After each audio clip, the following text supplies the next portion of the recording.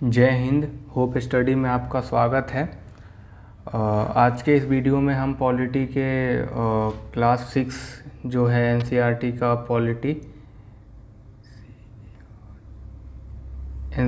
Class 6 का polity का chapter 1 देखेंगे, जिसका नाम है विविधता की समझ। चलिए शुरू करते हैं। अपनी कक्षा में चारों तरफ नज़र दौड़ाइए। क्या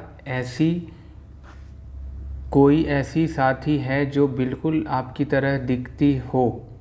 इस पाठ में आप पढ़ेंगे कि लोग एक दूसरे से कई मामले में भिन्न होते हैं और वे न केवल अलग दिखते हैं बल्कि वे अलग अलग क्षेत्रों में भी रहते हैं।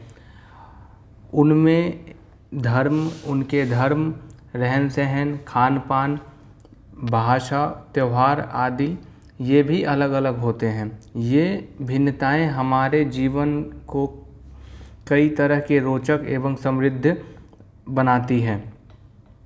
इन भिन्नताओं के कारण ही भारत में विविधता है और विविधता या अनेकता हमारे जीवन को किस तरह बेहतर बनाती है। भारत इतनी विविधताओं वाला देश कैसे बना?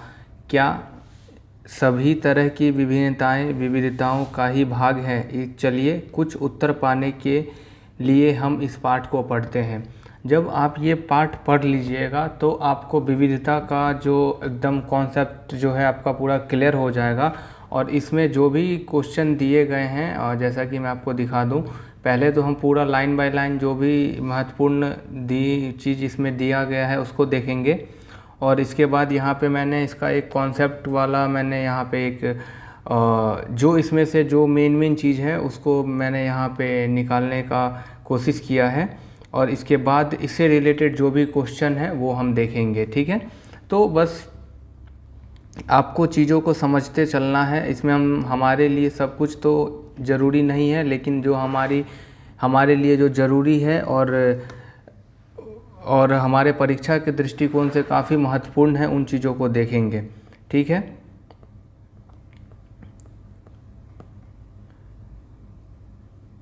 और यहाँ पे इस जो ये चैप्टर है इसमें दो बच्चों की कहानी के बारे में बताया गया है, जिसमें कि एक बच्चा है जो पेपर बेचता है और उसका नाम समीर है। वहीं पे एक और बच्चा है जिसका नाम भी समीर ही है और वो पढ़ाई करता है। और दोनों में डिफरेंसेस, अगर इस चैप्टर में दोनों में जो असमानताएं हैं या विविधता है वो दिखाने का कोशिश किया गया है कि एक जो समीर है वो हिंदू से आता है और एक जो समीर है वो मुस्लिम समुदाय से आता है। तो देखिए, समीर का अर्थ है हवा, पवन, और पवन पुत्र कौन है जानते हो ना, ये उन दोनों के बीच में वार्तालाप होता है।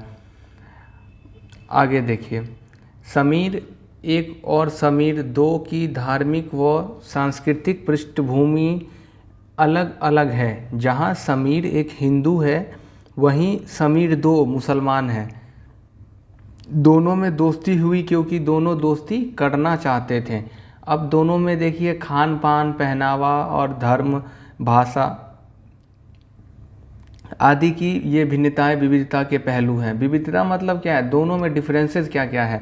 जहाँ पे एक समीर जो है वो हिंदू है, वहीं पे दूसरा समीर है वो मुसलमान है, ठीक है। ये देखिए, ये समीर है जो कि अखबार बेच रहा है। गैर बराबरी का मतलब इसमें समझाने का प्रयत्न किया गया है कि गैर बराबरी का मतलब है कि कुछ लोग के पास ना अवसर है और ना ही ज़मीन या पैसे जैसे संसाधन जो दूसरे के पास हैं। इसीलिए गरीबी और अमीरी विविधता का रूप नहीं है, यह लोगों के बीच मौजूद असमानता यानी गैर बराबरी है। विविधता हम कहेंगे जहाँ पे खान पान की बात हो, पहनावा ओढ़ावा की बात हो, धर्म की बात हो, जाति की बात हो, उस पहलू को हम विविधता के पहलू कह सकते हैं। लेकिन अमीरी और गरीबी जो है वो असमानता यानी ये गैर बराबरी का जो एग्ज़ाम्पल यहाँ पे दिया गया है। जाति व्यवस्था और समानता का एक उदाहरण है। इस व्यवस्था में समाज को अलग अलग समूहों में बांटा गया है। इस बंटवारे का आधार था कि लोग किस तरह का काम करते हैं। लोग जिस जाति में पैदा होते थे उसे बदल नहीं सकते थे। उदाहरण के लिए अगर आप कुम्हार के घर पैदा हो गई तो आपकी जाति कुम्हार ही होती और आप बस वही बन सकती थी। मतलब जो कुम्हार के घर में पैदा हुआ या कोई ब्राह्मण के घर में पैदा हुआ तो वो ब्राह्मण ही हो सकता है, दूसरा नहीं हो सकता। कोई व्यक्ति जाति से जुड़ा अपना पेशा भी बदल नहीं सकता, इसीलिए उस ज्ञान के अलावा किसी अन्य ज्ञान को हासिल करना जरूरी नहीं समझा जाता था। इसे हम यहाँ इससे गैर बराबरी पैदा हुई। आगे बताया गया है कि जो लोग कहानियाँ लिखते हैं वे विभिन्न स्रोत, किताबों, वास्तविक जीवन और कल्पनाओं से प्रेरणा लेते हैं। मतलब ये तो बेसिक सी बात है कि अगर कोई आदमी कहानी लिख रहा है या कोई किताब लिख रहा है तो वो बहुत मल्टीपल सोर्सेज का यूज़ करके वो किताब या कहानी लिखते हैं। और आगे बताया गया है कि भारत में विविधता, ठीक है, भारत विविधताओं का देश है। हम विभिन्न भाषाएं बोलते हैं, विभिन्न प्रकार के खाने का सेवन करते हैं और अलग अलग त्यौहार मनाते हैं और भिन्न भिन्न धर्मों का पालन करते हैं। लेकिन गहराई से सोचें तो वास्तव में हम एक ही तरह की चीज़ें करते हैं, बस हमारे करने के जो तरीके हैं वो अलग अलग हैं। जैसा कि अगर कोई आदमी अलग धर्म को मानता है या डिफरेंट टाइप्स का खाना खाता है, अल्टीमेट वो क्या कर रहा है, अपने पेट को भर रहा है। तो वही है, हमारा करने का तरीका अलग है लेकिन वास्तव में हम करते हैं एक ही चीज़। हम विविधता को कैसे समझेंगे? यहाँ पे विविधता को समझाने का समझाया गया है कि लोग जब नई जगह में बसना शुरू करते थे, ये प्राचीन समय की बात है, तो उनमें रहन सहन में थोड़ा बदलाव आ जाता था। कुछ चीज़ें वे नई जगह को अपना लेते थे और कुछ चीज़ों में वे पुराने धर्रे पर ही चलते रहते थे। इस तरफ उनकी भाषा, भोजन, संगीत, धर्म आदि में नए और पुराने का मिश्रण होता रहता था। उनकी संस्कृति और नई जगह की संस्कृति में आदान प्रदान होता और धीरे धीरे एक मिश्रित यानी मिली जुली संस्कृति उभरती। आप ये एग्ज़ाम्पल के तौर पे समझिएगा कि सपोज़ करिए कि कोई बिहार का आदमी है, अगर वो पंजाब में जाके रहने लगता है तो कुछ दिन के बाद उनमें पंजाबी की जो गुण है वो आने लगेंगे। जैसे कि वो पंजाबी के रहन सहन को अपने ढाल लेंगे उस माहौल में अपने आप को और पंजाबी भाषा सीख जाएंगे। और ऐसा नहीं है कि वो अगर पंजाब में बस गए तो वो बिहारी भाषा या बिहारी का जो भी रहन सहन है वो भूल जाएंगे, नहीं। इन दोनों का यहाँ पे एक कंपाइलेशन करके एक वो वहाँ पे अपना एक नया तरह का वो संस्कृति अपना उभार लेंगे, ठीक है। उदाहरण के लिए समुद्र के पास देखिए, बहुत अच्छा उदाहरण दिया गया है। यहाँ पे दो जो राज्य हैं हमारे भारत देश के, उनमें फ़र्क दिखाया गया है आपको समझाने के लिए। उदाहरण के लिए समुद्र के पास रहने में और पहाड़ी के इलाकों में रहने में बड़ा फ़र्क है।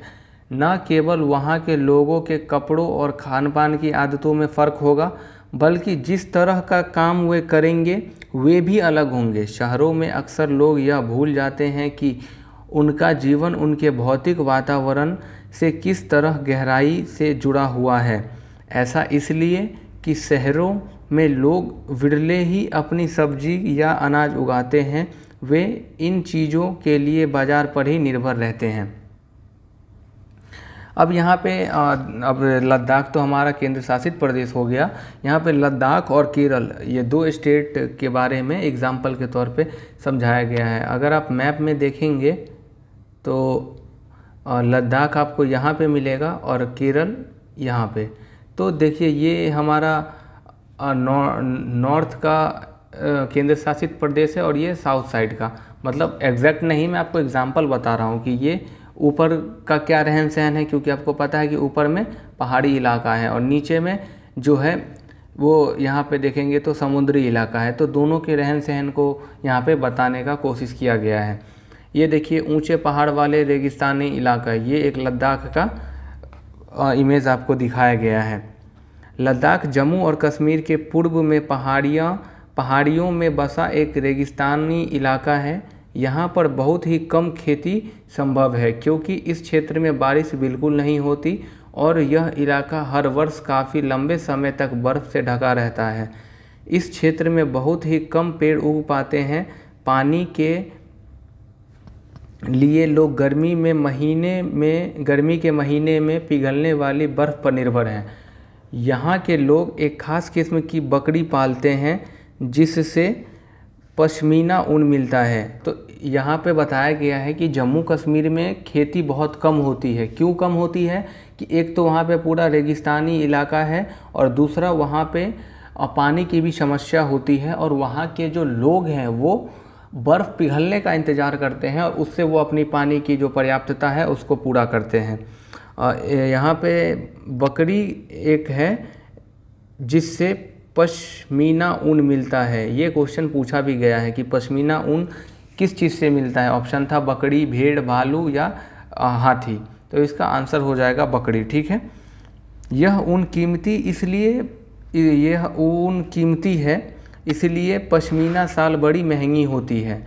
लद्दाख के लोग बड़ी सावधानी से इस ऊन को इकट्ठा करके कश्मीर के व्यापारियों को बेच देते हैं। मुख्यतः कश्मीर में ही पश्मीना शालें बुनी जाती है। यहाँ के लोग दूध से बने पदार्थ जैसे मक्खन, चीज़, खास तरह का छेना को ही चीज़ कहा जाता है, एवं मांस खाते हैं। हर एक परिवार के पास कुछ गाय, बकरी और याक होती है। रेगिस्तान होने का यह मतलब नहीं है कि व्यापारी यहाँ आने के लिए आकर्षित नहीं होते हैं। लद्दाख तो व्यापार के लिए एक अच्छा रास्ता माना जाता है। ये लद्दाख अच्छा रास्ता क्यों माना जाता है? क्योंकि यहाँ कई घाटियाँ हैं जिनसे गुजरकर मध्य एशिया के काफ़िले उस इलाके में पहुँचते हैं जिसे आज हम तिब्बत कहते हैं। आपको पता होना चाहिए और नहीं पता है तो मैं आपको बता देता हूँ कि तिब्बत अभी जो चीन के अंदर है उसकी बात की जा रही है। लद्दाख के रास्ते ही बौद्ध धर्म तिब्बत पहुँचे। लद्दाख को छोटा तिब्बत के नाम से हम जानते हैं। करीब 400 साल पहले यहाँ पर लोगों का इस्लाम धर्म से परिचित हुआ और अब यहाँ अच्छी खासी संख्या में मुसलमान हैं। कहाँ पे? तो लद्दाख में। तिब्बत का ग्रंथ केसर सागा लद्दाख में काफ़ी प्रचलित है। तिब्बत का ग्रंथ कौन सा है? केसर सागा। और ये कहाँ फेमस है? लद्दाख में। उसके स्थानीय रूप को मुसलमान और बौद्ध दोनों ही लोग गाते हैं और उस पर नाटक भी खेलते हैं। ये देखिए, ये एक महिला है या ये भी एक महिला है। ये लोग पश्मीना शाल बुन रही हैं। ठीक है। तो यहाँ पे यही बताया गया है कि लद्दाख के लोगों की ज़िंदगी कैसी है, लद्दाख में लोग कैसे सरवाइव करते हैं। लद्दाख जहाँ पे बड़े बड़े पहाड़ हैं और रेगिस्तानी इलाका है, लोग को वहाँ पे बारिश नसीब नहीं होता है और लोगों को पानी पीने के लिए कैसे स्ट्रगल किया जाता है, मतलब स्ट्रगल करना पड़ता है। वहाँ के लोग कैसे जो पिघलने वाली बर्फ़ है उस पर डिपेंड रहते हैं। और वहाँ एक बहुत ही मशहूर कह ले या बहुत अच्छी एक ख़ास किस्म की बकरी पालते हैं जिससे उन्हें पश्मीना ऊन मिलती है और ये काफ़ी महंगी होती है, ये बताया गया है। अब इससे हम कंपैरिजन करेंगे केरल राज्य का। केरल राज्य आपको पता है कि ये भारत के कहाँ स्थित है। मैं आपको लोकेशन बता देता हूँ और ये कहाँ पे स्थित है यहाँ पे, और एग्जैक्ट लोकेशन भूगोल के हिसाब से केरल कहाँ स्थित है ये आपको बताना है। वैसे तो मैं आपको इस लेक्चर में ही बता दूंगा कि केरल जो है भारत के दक्षिण पश्चिम कोने में बसा हुआ राज्य है। दक्षिण पश्चिम कैसे? अगर यहाँ पे मैं आपको भारत का मैप दिखाऊं तो यहाँ पे लगभग केरल हो गया, ये आपका साउथ हो गया और साउथ कह ले ये आपका दक्षिण हो गया और ये पश्चिम हो गया। तो ये इस इलाके में पड़ता है। दक्षिण पश्चिम कोने में बसा हुआ राज्य है। यह एक तरफ समुद्र से घिरा हुआ है और दूसरी तरफ पहाड़ियों से घिरा हुआ है दूसरी तरफ। इन पहाड़ियों पर विविध प्रकार के मसाले जैसे काली मिर्च, लौंग, इलायची आदि उगाए जाते हैं। इन मसालों के कारण यह क्षेत्र व्यापारियों के लिए बहुत ही आकर्षक बना। सबसे पहले अरबी एवं यहूदी व्यापारी केरल आए। ऐसा माना जाता है कि ईसा मसीह के धर्मदूत संत थॉमस यहाँ पे लगभग 2000 साल पहले आए थे और भारत में ईसाई धर्म लाने का श्रेय उन्हीं को जाता है। भारत में ईसाई धर्म लाने का श्रेय संत थॉमस को जाता है। इब्न बतूता जो करीब 700 साल पहले यहाँ आए थे, अपनी यात्रा वृतांत में मुसलमानों के जीवन का विवरण देते हुए लिखा है कि मुसलमान समुदाय की यहाँ बड़ी इज्जत है। केरल के बारे में उन्होंने लिखा है कि यहाँ पे मुस्लिम समुदाय की बहुत ही इज्जत है। ये एक आपको बताया गया है कि केरल में जो है ओणम त्यौहार मनाया जाता है। इसका एक दृश्य यहाँ पे दिखाया गया है। वास्को डी गामा पानी के जहाज़ से यहाँ पहुँचे तो पुर्तगालियों ने यूरोप से भारत तक का समुद्री रास्ता जाना। आपको पता है कि वास्को डी गामा जो है समुद्री रास्ते की खोज की भारत तक आने के लिए, और कालीकट में वो उतरते हैं, ठीक है। और जेमोरिन नाम का एक राजा होता है और वो उनकी बहुत ही मतलब भव्य स्वागत करते हैं और उन्हें उनकी जो नाव होती है उसको मसालों से पूरा लाद देते हैं और वो मसाला पे जो वास्को डी गामा है अपने यहाँ ले जाके उसको 60 गुना मुनाफा पे बेचते हैं। खैर ये जो चीज़ें हैं वो इतिहास के जब हम कालखंड को पढ़ेंगे हम वहाँ पे देखेंगे। अभी तो हम वर्तमान में राजनीति विज्ञान या पॉलिटी को देख रहे हैं। यहाँ पे एक दृश्य दिखाया गया मछली पकड़ने का चीनी जाल। चीन के व्यापारी भी केरल आए। यहाँ पर मछली पकड़ने के लिए जो जाल इस्तेमाल किए जाते थे वे चीनी जालों से हूबहू मिलते हैं और इन्हें चीनी वला कहते हैं। तलने के लिए लोग जो बर्तन इस्तेमाल करते हैं उन्हें चीनी चट्टी कहते हैं।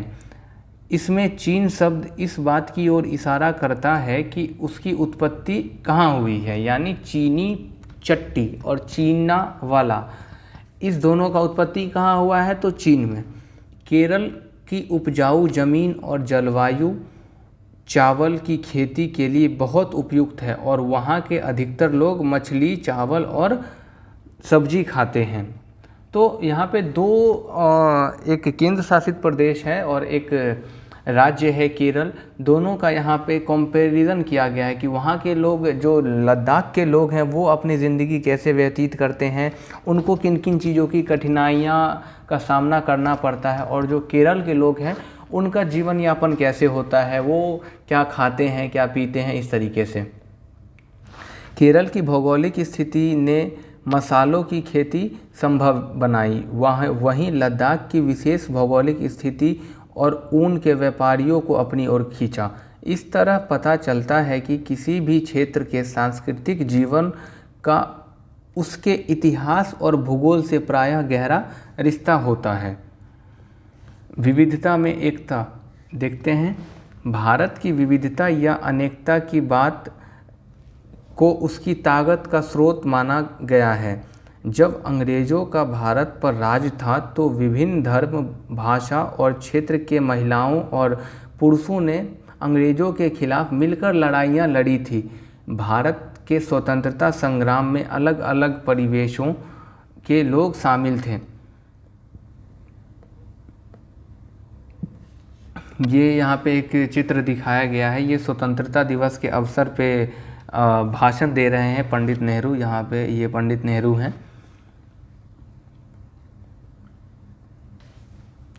क्या आप भारतीय झंडे की कहानी जानना चाहते हैं? स्वतंत्रता संग्राम के दौरान ही भारत के झंडे का परिकल्पना किया गया था।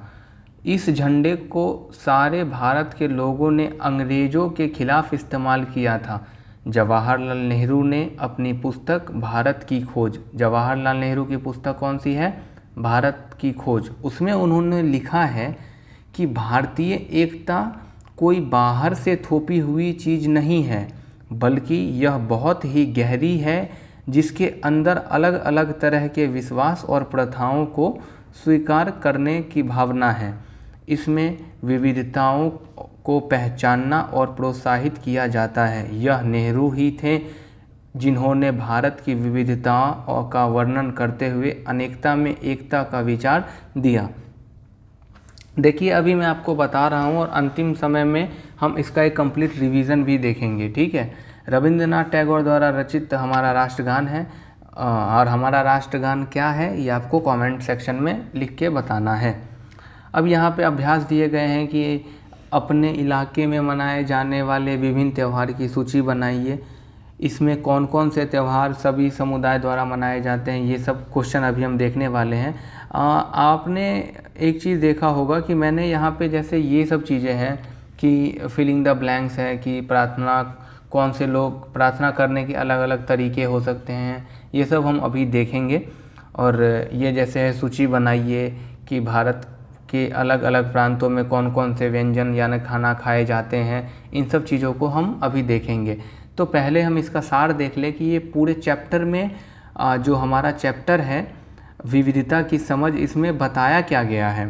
तो इसमें अगर देखेंगे मेन चीज़ जो आपको बताया गया है वो ये है कि गैर बराबरी किसको कहते हैं, जाति व्यवस्था के बारे में हमने समझा, भारत में विविधता को हमने जाना, विविधता का कारण को हमने जाना, और नेहरू की जो पुस्तक है भारत की खोज, उसमें वो क्या लिखते हैं भारत के बारे में वो हमने यहाँ पे जाना। चलिए एक बार हम इसको भी रिवाइज कर लेते हैं। गैर बराबरी का मतलब क्या है, कुछ लोगों के पास ना अवसर है और ना ही ज़मीन या पैसे जैसे संसाधन जो दूसरे के पास है, इसीलिए गरीबी और अमीरी विविधता का रूप नहीं है, यह लोगों के बीच मौजूद असमानता यानी गैर बराबरी है। हम गैर बराबरी और विविधता दोनों को एक नहीं कह सकते हैं, ठीक है। जाति व्यवस्था की बात करें तो असमानता का एक उदाहरण है, सामान्य सी ये बात है कि जाति व्यवस्था आपके समाज में छुआछूत को जन्म देती है, ऊंच नीच के भावनाओं को जन्म देती है, जिससे लोग कहीं ना कहीं बहुत ही एक दूसरे के प्रति आक्रामक रूप कभी कभी ले लेते हैं, और ये कभी कभी जाति व्यवस्था जो है बहुत बहुत बड़े दंगे फसाद का भी कारण बनते हैं। इस बंटवारे का आधार था कि लोग किस तरह का काम करते हैं और किस जाति में पैदा लेते हैं। मतलब जाति व्यवस्था का जो निर्धारण है वो इस तरीके से किया जाता था और अभी भी किया जाता है कि आप किस समुदाय में पैदा लिए हैं और आपका काम क्या है। भारत में विविधता, भारत विविधताओं का देश है। यहाँ विभिन्न प्रकार के त्यौहार, धर्म, भाषा, खान पान के लोग रहते हैं, लेकिन वास्तव में अगर हम गहराई से सोचें तो हम एक ही तरह के चीज़ करते हैं, लेकिन हमारे तरीके बस अलग अलग हैं। विविधता के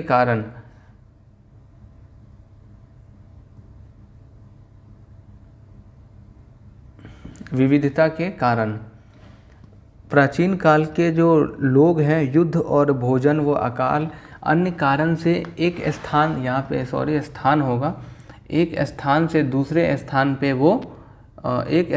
दूसरे स्थान चले जाते थे और यात्रा के साधन के अभाव में वहीं रहने लगते थे। इस कारण से क्या होता था कि वे वहाँ की संस्कृति भाषा को सीख लेते थे और अपनी पुरानी संस्कृति व नई संस्कृति के साथ सामंजस्य बनाकर नई संस्कृति उभरने लगती थी। वहाँ पर विविधता के लिए भौगोलिक कारक भी महत्वपूर्ण है, जैसे जलवायु, मृदा, मानसून, जल, मैदान इत्यादि।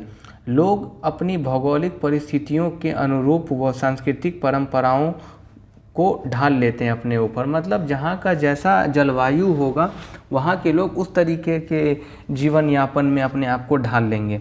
नेहरू की पुस्तक जो है भारत की खोज, उसमें उन्होंने कहा है कि यह बहुत ही गहरी है, जिसके अंदर अलग अलग तरह के विश्वास और प्रथाओं को स्वीकार करने की भावना है। इसमें विविधता को पहचानना और प्रोत्साहित किया जाता है। अनेकता में एकता का विचार नेहरू द्वारा दिया गया था। अब चलिए आपके जो पाठ हैं विविधता की समझ, इसमें बीच बीच में क्वेश्चन दिया गया था जिसको हमने स्किप किया, और मैंने जैसा कि आपको शुरू में ही बताया कि इन क्वेश्चन को हम लास्ट में देखेंगे, जब हम पूरे मतलब इस चैप्टर से जो भी क्वेश्चन हैं हम उन सारे क्वेश्चन को देख लेंगे। तो पहला वहाँ पे क्वेश्चन था जो कि आपके 4 नंबर पेज पे था कि कि अपने अपने बारे में निम्नलिखित जानकारी दीजिए। अब जानकारी देखिए, भले ये क्लास 6 की एनसीईआरटी है, लेकिन ये चीज़ें आपके लिए बहुत महत्वपूर्ण हैं। एनसीईआरटी हर एक जो कंपटीशन है, चाहे वो एसएससी हो, बैंक हो, रेलवे हो, यूपीएससी हो, कोई भी स्टेट पीसीएस हो, वो आपको एक बेस देता है। ठीक है, तो चलिए देखते हैं। बाहर जाते समय आप क्या करते हैं? आप नया कपड़ा पहनना पसंद करते होंगे। मैं घर में किस से आप बात करते हैं? तो आप घर में पापा मम्मी से बात करते होंगे। मेरी पसंदीदा खेल सबकी अलग अलग हो सकती है। अगर मैं अपनी बात करूं तो मेरा जो पसंदीदा खेल है वो शतरंज या चेस है, और मुझे गांधी के बारे में किताब पढ़ना पसंद है। ये मेरा ओपिनियन है, और यहाँ पे ये मेरा मानना है, और यहाँ पे हर एक लोगों की अलग अलग मान्यताएं हो सकती है। समीर एक और समीर दो में कोई 3 अंतर बताइए। तो 3 अंतर कौन सा है? एक समीर जो है अंग्रेजी अच्छा तरीक़ा से जानता है, वहीं जो समीर दूसरा है वो हिंदी बोलता है। एक समीर जो है वो हिंदू है और दूसरा समीर मुसलमान है। एक समीर स्कूल कभी नहीं गया, जबकि दूसरा समीर स्कूल जाता था। क्या ये अंतर उन्हें दोस्त बनने से रोक पाए? तो नहीं रोक पाए। क्यों? क्योंकि दोनों की भाषाएं अलग थी, फिर भी दोनों ने एक दूसरे से बात की, क्योंकि उनके लिए बात करना महत्वपूर्ण था। दोनों की धार्मिक व सांस्कृतिक पृष्ठभूमि भी अलग थी, फिर भी दोनों ने दोस्ती की, क्योंकि दोनों दोस्ती करना चाहते थे। इस प्रकार से ये अंतर उन्हें दोस्त बनने से नहीं रोक पाए। अब बताएं, अगला क्वेश्चन पूछा गया है, आपके पेज 6 पे दिया गया है कि आप उस त्यौहार का लिस्ट बनाइए जो कि समीर और एक जो दूसरा समीर है वो मनाते हैं। अब देखिए, एक समीर जो कि हिंदू है वो होली मनाता होगा, दिवाली मनाता होगा, दुर्गा पूजा, दशहरा, रक्षाबंधन इत्यादि पर्व मनाता होगा। वहीं जो समीर 2 है वो ईद, मुहर्रम, बकरीद, पैगंबर मोहम्मद का जन्मदिन मनाता होगा, क्योंकि ये मुस्लिम समुदाय से आते हैं, और समीर 1 जो है वो हिंदू समुदाय से आते हैं। अगला क्वेश्चन है कि क्या आप ऐसी किसी परिस्थिति के बारे में सोच सकती हैं जब आपने उससे दोस्ती की जो आपसे बहुत अलग हो? इसका वर्णन एक कहानी के रूप में करिए। तो ये कहानी कविता आप खुद लिखिएगा या खुद समझने का कोशिश करिए।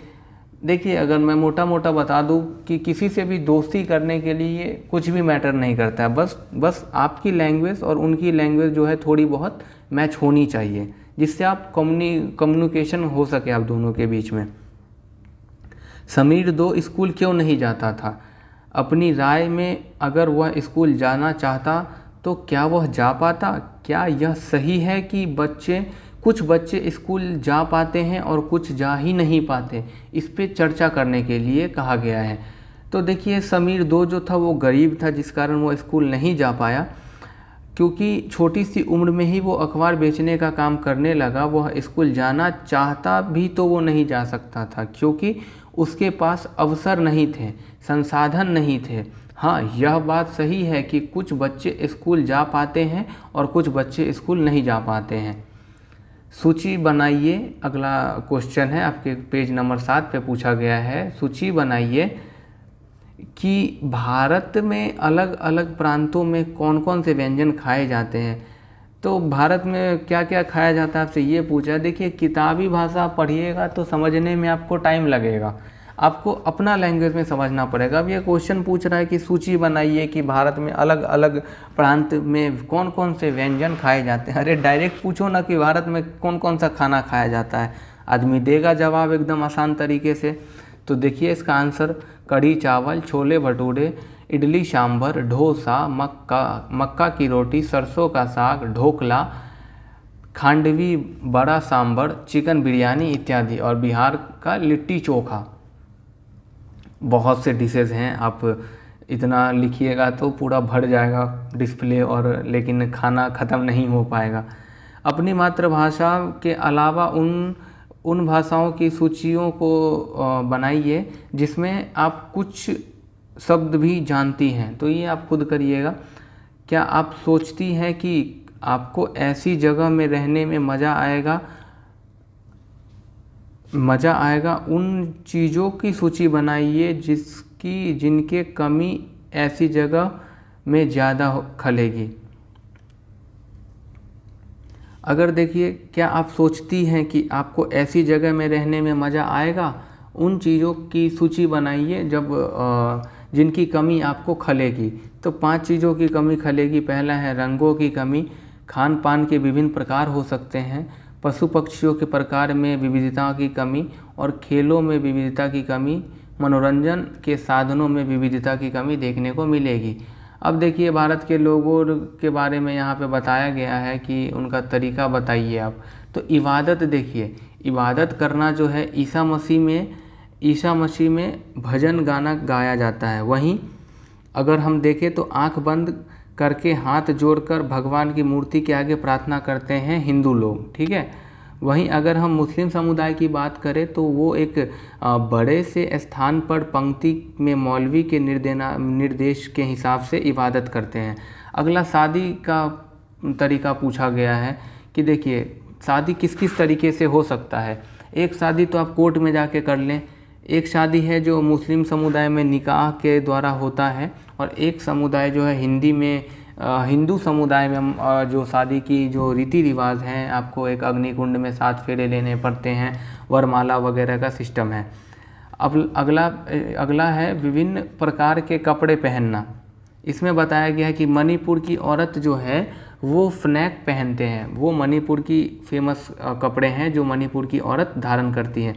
पश्चिम बंगाल की महिलाएं साड़ी पहनना पसंद करती है। वहीं पंजाब की जो स्त्रियां हैं वो सलवार और कमीज पहनना पसंद करती हैं। अभिवादन करना देखिए, झारखंड के जो आदिवासी हैं एक दूसरे को जोहार कहते हैं। जैसे हम लोग कहते हैं ना प्रणाम, सामने वाला भी कहता है प्रणाम। आप कहते हैं क्या हाल है, तो वो कहता है ठीक है। हम कहते हैं राम राम, वो कहता है राम राम। इस तरीके से तो पंजाब में जो सिखों का सत श्री अकाल कहते हैं, और दिल्ली में लोग जो हैं हाथ जोड़कर नमस्ते कहते हैं। ये उनका अभिवादन करने का तरीका हर एक राज्यों का अलग अलग है, और भी जगह के डिफरेंट आपको अभिवादन करने के तरीके मिलेंगे। चावल पकाना, मीट या सब्जी डालकर बिरयानी पकाना, और पानी में चावल डालकर भी चावल पकाया जाता है, और नींबू वाले चावल पकाने के साथ में थोड़ी सी दाल तेल की छौंक लगा दी जाती है। इसी को हम जो है खिचड़ी के नाम से जानते हैं, ठीक है, खिचड़ी भी कह देते हैं। अगला एटलस के बारे में दिया गया है कि आप एटलस में भारत का नक्शा में देखिए और ढूंढिए कि दोनों देश लद्दाख तथा केरल कहाँ पर है। इन दोनों की क्षेत्रों की भौगोलिक स्थितियाँ वहाँ के भोजन, कपड़े और व्यवसाय पेशों को कैसे प्रभावित करते हैं। अगर मैं मैप की बात करूं तो मैं एक रफली मैप ड्रॉ कर देता हूं इंडिया की। तो यहाँ पे आप देखिएगा जो इलाका है ये लद्दाख है और ये केरला है, ठीक है। तो दोनों में डिफरेंसेस पूछा गया है। तो अगर हम लद्दाख की बात करें तो वहाँ की भौगोलिक स्थिति जो है वो जम्मू और कश्मीर के पूर्वी हिस्से के पहाड़ियों से बसा एक ठंडा रेगिस्तानी इलाका है। लद्दाख कैसा इलाका है? ठंडा रेगिस्तानी इलाका है। और वहाँ के जो लोग हैं वो दूध से बने पदार्थ, मक्खन, चीज़ और मांस खाते हैं, और कपड़े लद्दाख में ऊनी वस्त्र पहनते हैं वहाँ के लोग। व्यवसाय क्या है? लोग खास किस्म के भेड़ पालते हैं जिससे पश्मीना ऊन मिलती है। लोग इकट्ठा करके व्यापारियों को बेचते हैं। बात करें यहाँ पे जो राज्य है हमारा केरल की बात करें तो इसकी जो भौगोलिक स्थिति है ये भारत के दक्षिण पश्चिम के कोने में बसा हुआ राज्य है। इसके एक तरफ तो समुद्र है तथा दूसरी तरफ पहाड़ियाँ हैं। यहाँ का भोजन लोग मछली, सब्जी और चावल खाते हैं। कपड़े जो हैं यहाँ के लोग सूती पहनते हैं क्योंकि ये भूमध्य रेखा के करीब है और यहाँ गर्मी अधिक होती है। वहीं पे अगर लद्दाख की बात करें तो वहाँ के लोग जो है ऊनी वस्त्र प्रीफर करते हैं क्योंकि वहाँ पे क्या है, वो एक ठंडा प्रदेश है। व्यवसाय की बात करें तो केरल में लोगों का प्रमुख व्यवसाय जो है वो खेती करना और मछली पकड़ना है। और ये एक गान लिखा गया है या जो है एक मोटिवेट करने के लिए ये एक पोयम टाइप में लिखा गया है, ये आप पढ़ लेंगे आराम से। हिंदू और मुस्लिम की होती है आज होली, कहते हैं एक रंग में दामन भिगो के जाना। इन पंक्तियों में भारत की एकता झलकती है। यह पंक्ति बताया गया, आप इसको आराम से पढ़ेंगे, आराम से रीड करेंगे, ठीक है। रविंद्रनाथ टैगोर द्वारा रचित हमारा राष्ट्रगान जो है वो भारतीय एकता की ही एक अभिव्यक्ति है। राष्ट्रगान किस तरह से एकता का वर्णन करता है, इसको आप अपने शब्द में बताइए। हमारे राष्ट्रगान में किस चीज़ों की जो है बात की गई है? तो हमारे राष्ट्रगान में एकता व प्रभुसत्ता की अभिव्यक्ति की बात की गई है। राष्ट्रगान को हमारे देश के विभिन्न भागों में पूरे सम्मान के साथ गाया जाता है। देश के किसी भाग में राष्ट्रीय त्यौहार मनाया जाता है तो राष्ट्रगान को सम्मानपूर्वक गाया जाता है। ये तो वो क्वेश्चन थे जो हमारे पाठ में दिया गया था कि आप ये सोचिए, ये करिए, क्यों। अगर आप इन सब क्वेश्चन को आप सॉल्व कर पा रहे हैं तो आपका जो एक बेसिक अंडरस्टैंडिंग है वो डेवलप हो रहा है, ठीक है। अब चलिए इसके पार्टों को देखते, इसमें जो क्वेश्चन दिया गया है हम उसको देखने का यहाँ पे कोशिश करते हैं। अपने इलाके के आपके इलाके में जो मनाया जाने वाला त्यौहार है उसका सूची बनाने के लिए कहा गया है। तो हमारे हर एक जगह के अलग अलग त्यौहार हो सकते हैं। तो यहाँ पे बताया गया है कि त्योहारों की सूची में लोहड़ी, बुद्ध पूर्णिमा, ओणम, गांधी जयंती, गुरु नानक जयंती और गणतंत्र दिवस, गुड फ्राइडे, स्वतंत्रता दिवस, दशहरा, दीपावली, ईद, बकरीद, क्रिसमस इत्यादि सभी समुदाय द्वारा मनाए जाने वाले त्यौहार गांधी जयंती और स्वतंत्रता दिवस है। देखिए जो हमारा ये है हमारा जो महत्वपूर्ण त्यौहार में अगर हम देखें तो वो कौन सा है?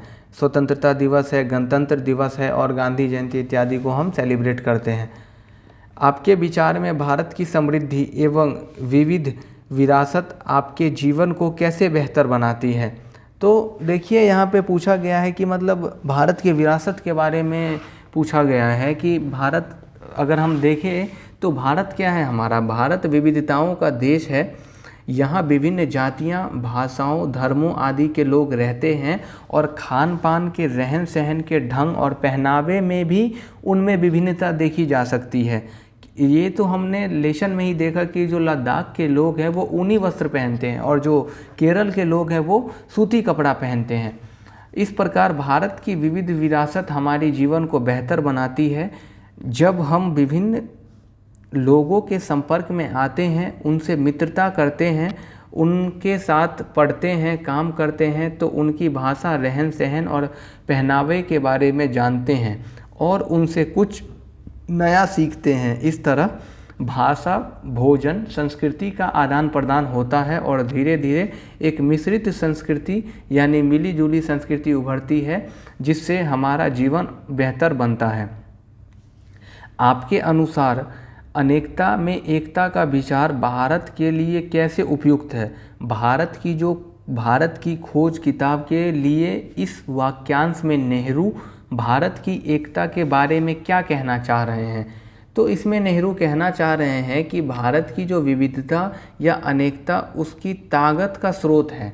जब अंग्रेज भारत पर शासन उनका था तो विभिन्न धर्म, भाषा और क्षेत्र के महिलाओं और पुरुषों ने अंग्रेज़ों के खिलाफ मिलकर लड़ाई लड़ी थी। भारत के स्वतंत्रता संग्राम में अलग अलग परिवेशों के लोग शामिल थे। उन्होंने एकजुट होकर आंदोलन किया, इकट्ठे जेल गए और अंग्रेज़ों के अलग अलग तरीक़ों से उन्होंने विरोध किया। लोगों ने दिखा दिया कि वे एक दूसरे से चाहे कितने भी भिन्न हो, अंग्रेज़ के खिलाफ लड़ी जाने वाली लड़ाइयाँ में वे सब एक हैं, मतलब वे सब एक साथ हैं। जवाहरलाल नेहरू ने अपनी किताब भारत की खोज में लिखा कि भारतीय एकता कोई बाहर से थोपी हुई चीज़ है, बल्कि यह बहुत ही गहरी है, जिसको अंदर अलग अलग तरह के विश्वास और प्रथाएं हैं, स्वीकार करने की भावना है। इसमें विविधता की पहचान और प्रोत्साहित इससे किया जा सकता है। अगला क्वेश्चन जलियांवाला हत्याकांड से है। जलियांवाला हत्याकांड कब हुआ था ये आपको कमेंट में बताना है और ये पंजाब में हुआ था, ठीक है। और कब हुआ था ये आपको गूगल करना है तो आप गूगल करिए और आप कमेंट में आंसर दीजिए, ठीक है। जलियांवाला बाग हत्याकांड के ऊपर लिखे गए गाने, जो हमने ये गाना देखा था, कहाँ गया ये जो गाना है ये जलियांवाला हत्याकांड के ऊपर लिखा गया है। इस गाने में जो है वो उस पंक्ति को चुनिए जो आपके अनुसार से भारत की एकता को निश्चित रूप से झलकाती है। तो वो जो लाइन है वो ये है कि दिन खून के हमारे प्यारे बहा के जाना। ये जलियांवाला बाग हत्याकांड के बाद अमृतसर में गाया गया गाने में निम्नलिखित पंक्तियाँ हिंदू मुस्लिम एकता को निश्चित रूप से झलकाती है। हिंदू और मुस्लिम की होती है आज होली, कहते हैं एक रंग में दामन भिगो के जाना। अगला क्वेश्चन है कि लद्दाख एवं केरल की तरह भारत का कोई एक क्षेत्र चुनिए जो और अध्ययन कीजिए कि कैसे उन क्षेत्रों की विविधता ऐतिहासिक और भौगोलिक कारणों ने प्रभावित किया है। क्या ये ऐतिहासिक एवं भौगोलिक कारक आपस में जुड़े हुए हैं? तो मैं आपको यहाँ पे एक छोटा सा हिंट दे देता हूँ, जैसे कि यहाँ पे जो है ये हमारा हो गया लद्दाख और ये हो गया केरल, इसका कंपैरिजन किया गया है। तो आप जो है डिफरेंट स्टेट को कंपेयर कर सकते हैं। जैसे कि आप कर लीजिए यहाँ पे बिहार है और बिहार का अरुणाचल प्रदेश के साथ कर दीजिए, इसी के बगल में यहाँ पे यूपी है, आप यूपी का असम के साथ कर सकते हैं। तो आशा करता हूँ कि आपको ये वीडियो अच्छी लगी होगी। और कक्षा 6 देखिए पढ़ने के लिए तो क्लास 6 की एनसीईआरटी है, लेकिन इसमें बहुत सी चीज़ें दी गई है जो आपके बेसिक जो आपकी सोच है उसको ये डेवलप करती है, ठीक है। तो अगले कड़ी में हम इसके अगले पार्ट को देखेंगे। देखिए वीडियो लंबा बनेगी, वीडियो लंबा इसलिए बनेगा क्योंकि पहले तो हम एनसीईआरटी जो बुक में हूबहू जो चीज़ दे रखी है हम वो देखते हैं, फिर हम क्या देखते हैं उसके तथ्यों को देखते हैं, इसके बाद हम क्या देखते हैं उसका जो भी एकदम हाईलाइटेड पॉइंट है हम उसको देखते हैं, ठीक है। इसके बाद हम क्या देखते हैं, इसमें जगह जगह पर दिया रहता है कि विद्यार्थी स्वयं करिए, इसके बारे में जानिए, उसके बारे में जानिए, हम वो करते हैं। इसके बाद जो क्वेश्चन दिया है हम उसको सॉल्व करते हैं। तो आप यहाँ पे बस क्लास 6 का जो इकाई 1 है उसका बस एनसीईआरटी नहीं पढ़ रहे हैं, उसके तथ्यों को भी पढ़ रहे हैं, उसके जो हाईलाइटेड पॉइंट है उसको भी देख रहे हैं, क्वेश्चन आंसर भी कर रहे हैं और इसके अंदर जो क्वेश्चन दिया है आप उसको भी सॉल्व कर रहे हैं। तो यहीं पे मैं वीडियो को समाप्त करता हूँ। जय हिंद।